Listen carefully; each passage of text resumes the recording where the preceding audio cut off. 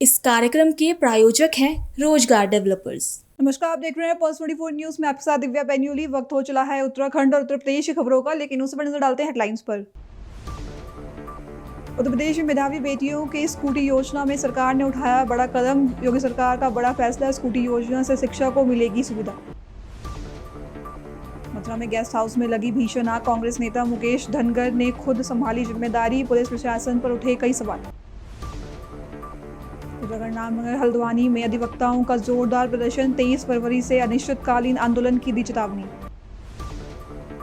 रामनगर में जन जन की सरकार, जन जन के द्वार शिविर का हुआ आयोजन, जिलाधिकारी ने दिए सख्त निर्देश, 100 से अधिक शिकायतों का मौके पर हुआ निस्तारण। आइए अब देखते हैं खबरें विस्तार से। उत्तर प्रदेश सरकार ने उच्च शिक्षा में बेटियों को बढ़ावा देने के लिए बड़ा कदम उठाया है। सरकार ने मेधावी छात्राओं को स्कूटी देने की योजना के लिए बजट में विशेष धनराशि का प्रावधान किया है। मुख्यमंत्री योगी आदित्यनाथ का कहना है कि इस योजना का उद्देश्य उन होनहार बालिकाओं को प्रोत्साहित करना है जो पढ़ाई में उत्कृष्ट प्रदर्शन कर रही हैं, लेकिन आवागमन की दिक्कतों का सामना करती हैं। स्कूटी मिलने से छात्राओं को कॉलेज और विश्वविद्यालय तक पहुंचने में सुविधा होगी और उच्च शिक्षा में उनकी भागीदारी बढ़ेगी। यह पहल न सिर्फ बेटियों को आत्मनिर्भर बनाएगी, बल्कि उन्हें आगे बढ़ने के लिए नया आत्मविश्वास भी देगी।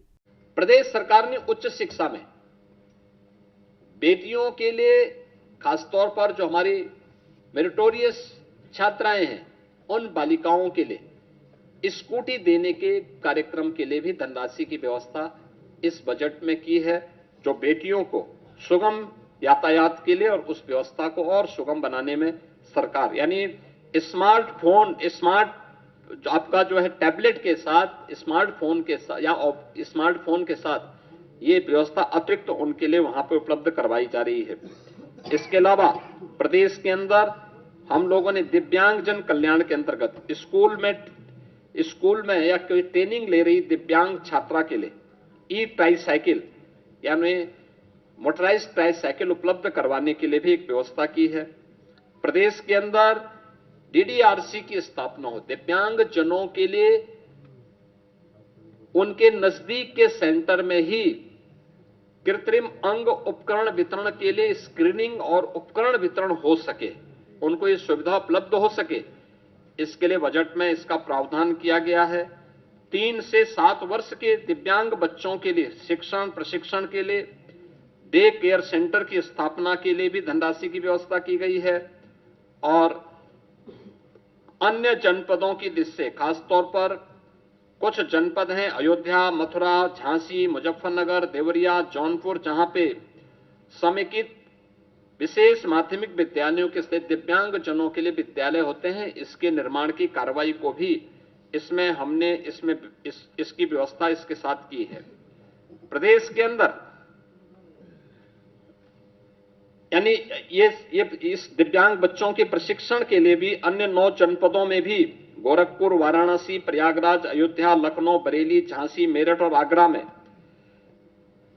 ये यहां पे विशेष जो दिव्यांगजन बच्चे 3 वर्ष से लेकर 7 वर्ष तक के बच्चे, उनके प्रशिक्षण और उनके शिक्षण के लिए विशेष एक प्रावधान इसमें भी किया गया है।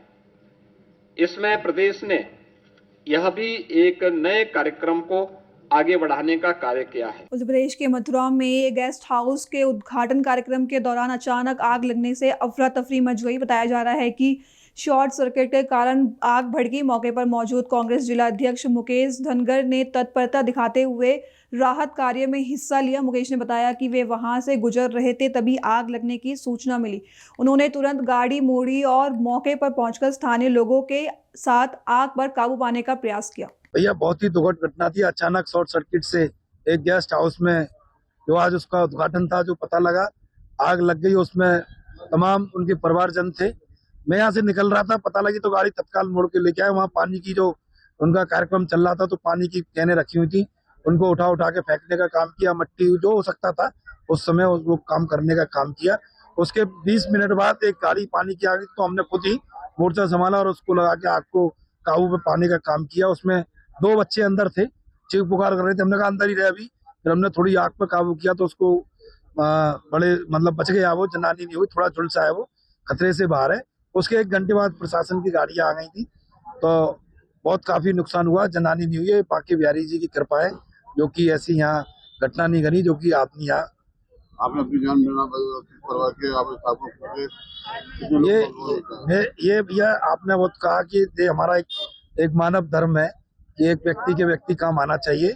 यहाँ पे कोई जब लगा कि मेरे अंदर बात थी कि भाई यहाँ की ब्रज का ब्रजवासी हूँ और ये भी राय के बताए गए हैं लोग, तो नैतिकता के आधार पर मदद करनी चाहिए।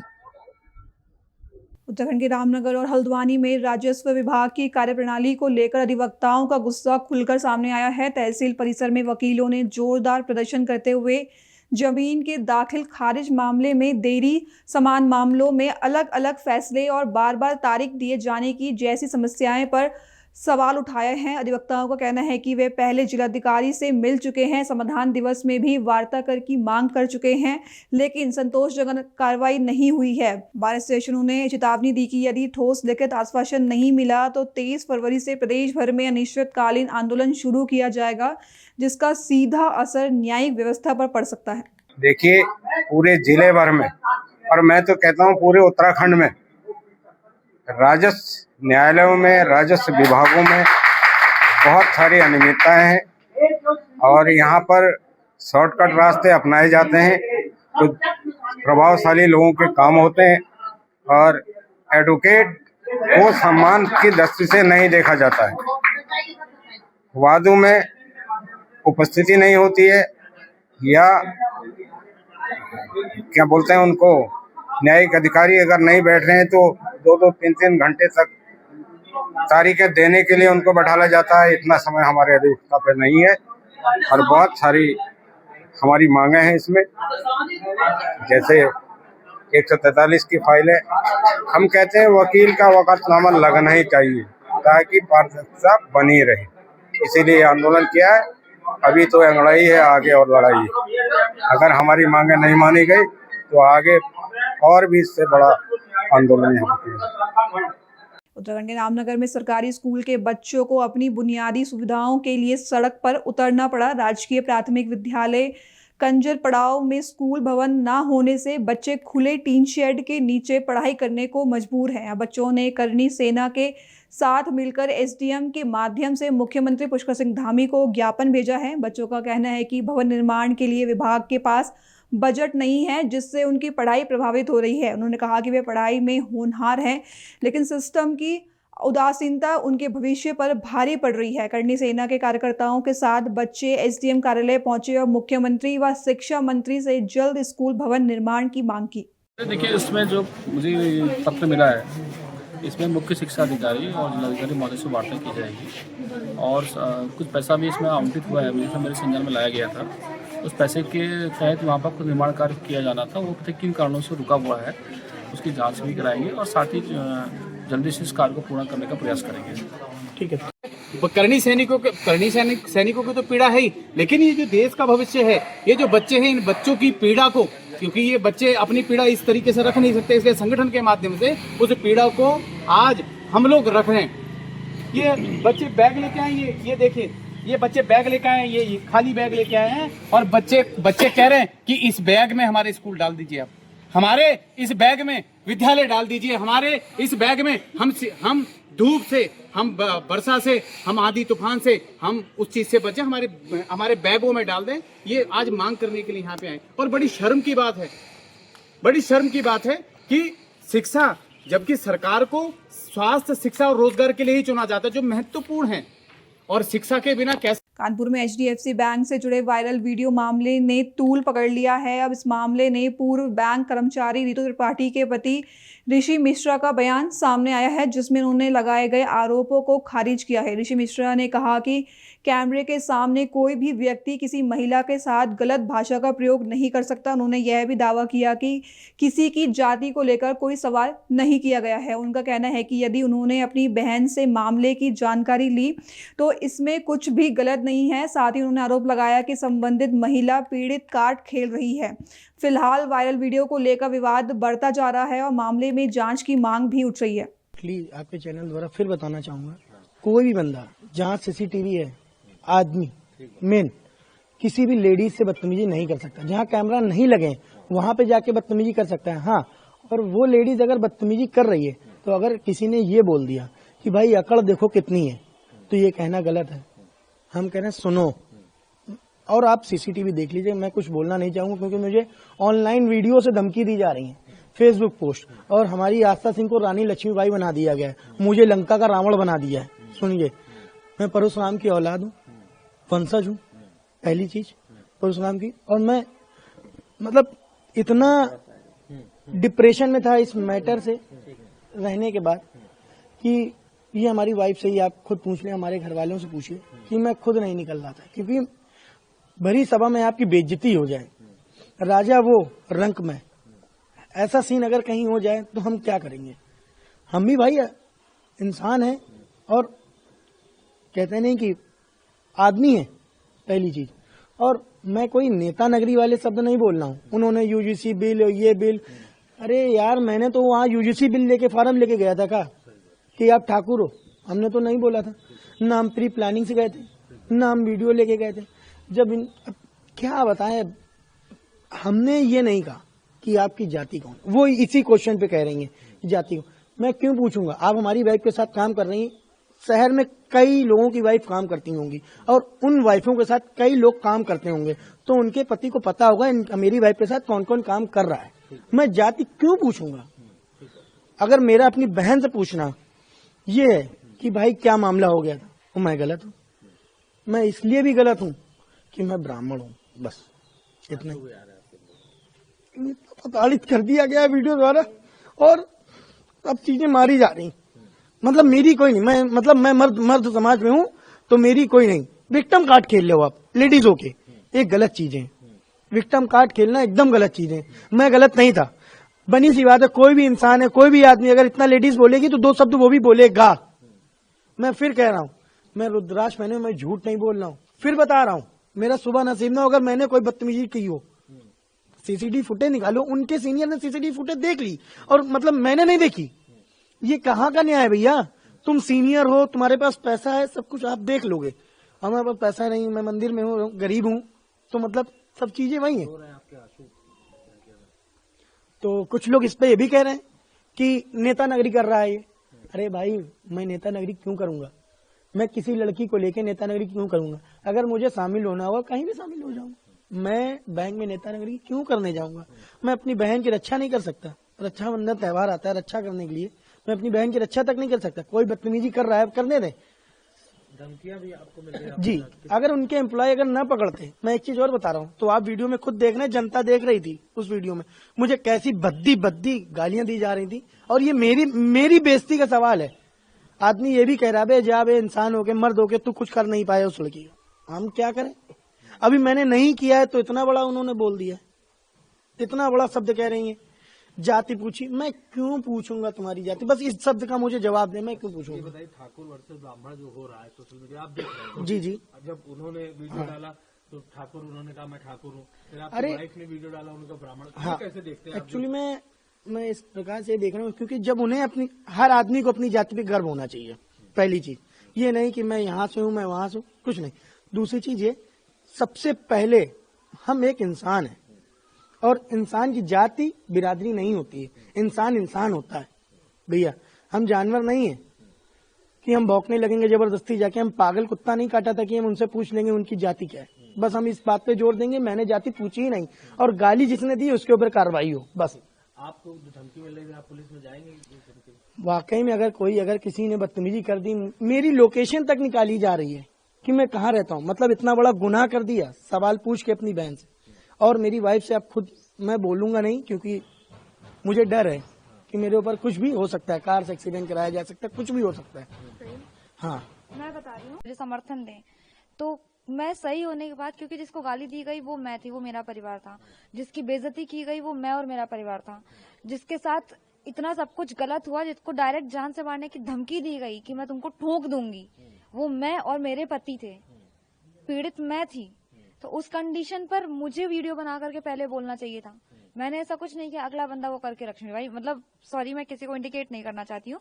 वो मतलब कोई वो बनने की कोशिश कर रहे हैं बहुत महान और ऐसा, तो मैं एटलीस्ट इतना तो बोल सकती हूँ कि मेरा सपोर्ट करो, मैं गलत नहीं हूँ। और मैंने बस यही कहा वीडियो में जो आप लोगों के सामने है। वो उनका जैसे उन्होंने बोला वीडियो उनका वायरल हुआ कि मैं ठाकुर हूँ, फिर आपने बनाया कि मैं ब्राह्मण हूँ। हाँ बिल्कुल। दरअसल देखिए जो उनकी जो ये टैग लाइन जो फेमस हो गई है ठाकुर हूं मैं, इसकी वजह ये नहीं है कि किसी ने उनसे जाति पूछी क्या पूछी। अगर आप खुद सोचिए, सिंपल सी चीज है, अगर किसी को लड़ाई करनी होगी जाके ये पूछेगा तुम किस जाति की हो, मैं फिर तुमसे लड़ाई करूं। आप खुद सोचो ये चीज क्या ये पॉसिबल है, ये तरीका है बोलने का। जिसको लड़ना होगा, जिसको गुस्सा करना हो, कैसे भी कर सकता है, उसको जाति पूछने का मैटर नहीं है। तो सबसे पहली बात तो उनकी एक ये बात झूठ है। और जो उन्होंने बोला है ना, और किसी की जाति पूछने पर उसका जवाब ये हो सकता है हाँ मैं ठाकुर हूँ, मैं क्षत्रिय हूँ, ये बोला था, ना कि ये कि मैं ठाकुर हूँ तो मैं ठोक दूंगी। ये तरीका नहीं होता है बोलने का। ठाकुर हूँ मैं तो मैं ठोक दूंगी, ये धमकाने का तरीका है। बिल्कुल सामने है सबके, वो गाली थी। आप बैंक प्रेमाइसेस के अंदर रह करके आप किसी को गाली दे रहे हो और अगले की आप लैंग्वेज के बारे में बोल रही हो। आपकी खुद की लैंग्वेज कैसे, आप ये खुद सोचो ना। आप ऑन कैमरा बैंक एनवायरनमेंट में रह करके, प्रोफेशनल लेवल पे रह करके, जो उस बैंक का अकाउंट होल्डर है, जो उस बैंक में काम कर रहे हैं, एम्प्लॉय के हस्बैंड भी हैं, आप उनके साथ ऐसी बात कर रहे हो किसी भी कंडीशन में। क्या ये बात सही है? और मैं एक चीज खुद ये कहूंगी कि मेरे हस्बैंड ने किसी भी कंडीशन में, चाहे इन्होंने वहां पे सीनियर्स से बात की हो, बैंक के अंदर या बैंक के बाहर, दोनों कंडीशन में, या वहां के किसी भी एम्प्लॉय से बात की हो, बैंक के अंदर या बैंक के बाहर, किसी को भी किसी भी कंडीशन में अब्यूजिंग नहीं की है, गाली नहीं दी है। और ये बात मैं प्रूव भी कर सकती हूँ, वो लोग खुद भी देख लेंगे। मैं क्या प्रूव करूंगी, लोग खुद ही देख लेंगे। जिस वीडियो क्लिप की वो बात कर रही हैं कि अभी मैंने रिसेंटली एक वीडियो देखा, जो उनका भी लेटेस्ट वीडियो आया मैम का, कि वो बोल रही हैं कि वीडियो क्लिप हमारे सीनियर्स ने देखी है। इसका मतलब सारे सीनियर्स देख रहे हैं, सारे सीनियर्स को ये बात पता है कि आप गाली दे रहे हो, उसके बाद भी वो उनको रखे हुए बैंक में काम कर रहे हैं। वाह, अच्छी बात है। मतलब आप गाली देने वाली लड़की को, जो कस्टमर को, जो एम्प्लॉयज के फैमिलियर मेंबर्स को वो जो गाली दे सकती है, आपके लिए वो ठीक है, वो गलत नहीं है। उनके लिए मैं गलत हूँ। क्यों? मैंने क्या बोला? मैंने वहां पर मेरे हस्बैंड को जब वो गाली दी, मैंने ये बोल दिया माइंड योर लैंग्वेज आज था। क्या गलत बोल दिया था? और इस बात के लिए मुझे रोका जा रहा था, मेरे सीनियर से मुझे रोका। ये आकर के जो क्लस्टर हेड है हमारे सीनियर, उन्होंने ये बोला कि बेटा यही स्टाफ तुम्हारा काम आएगा। कौन सा स्टाफ काम आएगा मेरा? जो आज मेरे परिवार को गाली दे रहे, वो कल मेरे काम आएगा। अच्छा, उनका ये कहना है कि कोई आपकी नंद से बातचीत हो रही थी या पहले हो रही थी, और फिर वो क्या मसला है? बिल्कुल, ये उसी दिन की बात है जिस दिन का ये वीडियो है, 6 जनवरी 2026। एक्चुअली है क्या, जो ये नंद की जो बात बता रही हैं, और जैसा कि मैंने भी उनकी बातों में सुना है कि वो कह रही हैं कि वो तो बहुत छोटा सा विवाद था और कुछ टाइम में खत्म भी हो गया था। अगर कोई विवाद कुछ टाइम में खत्म हो जाता तो हाँ, सीरियसली बात है, हम लोगों ने खत्म कर दिया था, क्योंकि ना मैंने उस चीज को इनिशिएट किया, ना मेरी नंद ने इनिशिएट किया, ना मेरे हस्बैंड ने इस चीज को इनिशिएट किया। रामनगर के पीएनजी पीजी महाविद्यालय में आयोजित जन जन की सरकार जन जन के द्वार बहुउद्देशीय शिविर में जिलाधिकारी ललित मोहन रयाल ने जनता की समस्याएं सुनी और अधिकारियों को तुरंत समाधान के सख्त निर्देश दिए। शिविर में 100 से अधिक शिकायतें दर्ज हुई, जिनमें से कई का मौके पर ही निस्तारण दिखाया गया। जिलाधिकारी ने कहा कि सरकार की मंशा है कि आमजन को अपनी समस्याओं के लिए भटकना ना पड़े, बल्कि प्रशासन स्वयं उनके द्वार तक पहुंचे। स्मार्ट मीटर में अधिक बिल, झूलते बिजली के तार, पेयजल कनेक्शन, जल जीवन मिशन, सिंचाई नहर, बागवानी और अतिक्रमण जैसे मामलों में भी तुरंत कार्रवाई के निर्देश दिए गए।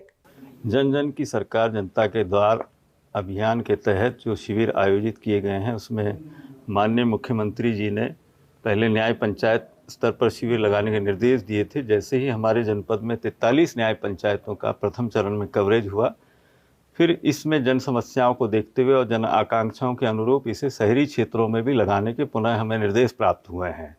तो आज रामनगर पालिका क्षेत्र में ये कैंप का आयोजन किया गया है।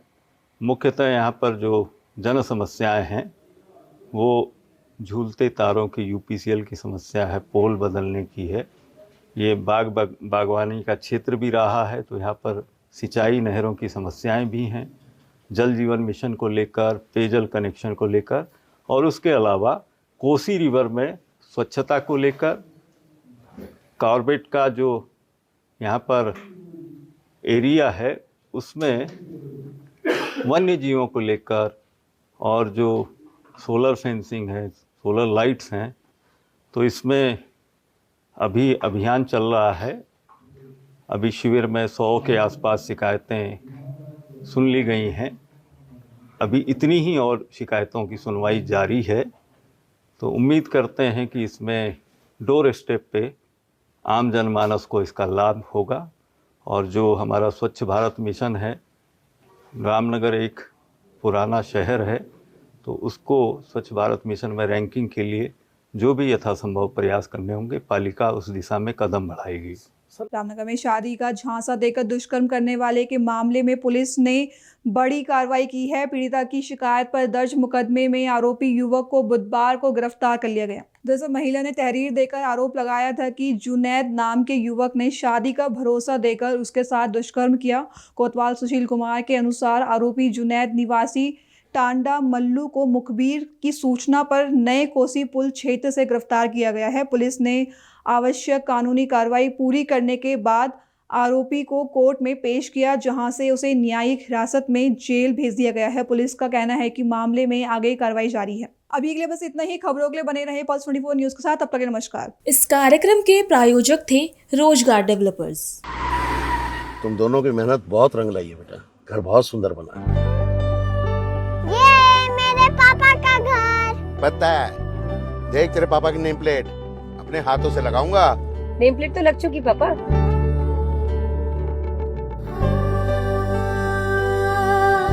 असल मेहनत तो आपने किया पापा, मुझे इस काबिल बनाने के लिए। वो जिंदगी भर किराए के मकान में रहे, लेकिन तो आज ये घर मेरा नहीं, ये है मेरे पापा का घर।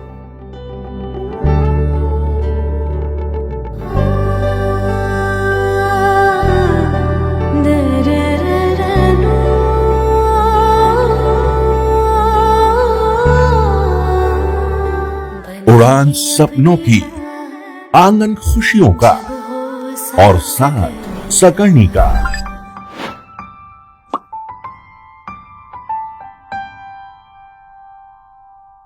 60 वर्षों से आपके साथ मनोरंजन और संस्कार का संगम, जाह्नवी मैगजीन।